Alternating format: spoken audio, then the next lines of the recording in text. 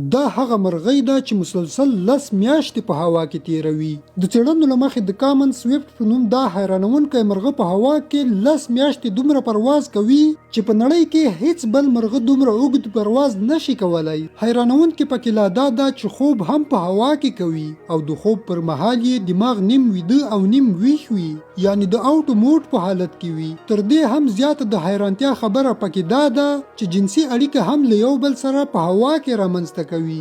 دغه مرغه ځکه ځمکې ته نه راښکته کیږي چې خوراک هم په هوا کې کوي او خوراک هغه حشرات دي چې هغه هم په هوا کې الوت کوي.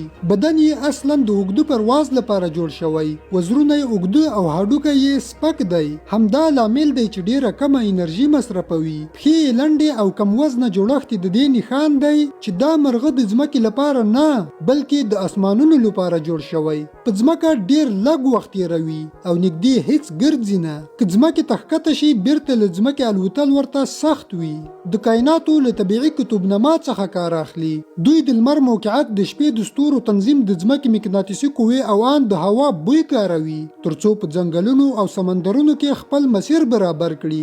یعنی د دوی نیویګیشن سیستم تقریبا د پیلوټ په کچه دقیق دی. دغه مرغه یوازې د هګیو ایښودلو، بچیو ته د خوراک ورکولو او د ځالې جوړولو مودې پرته باقي ټول ژوند په هوا کې تیروي. سویفټان په یو ځل شاوخوا 20,000 کیلومتره الوت کوي چې هیڅ څوک د الوت له مهارت سره سیالي نشي کولای.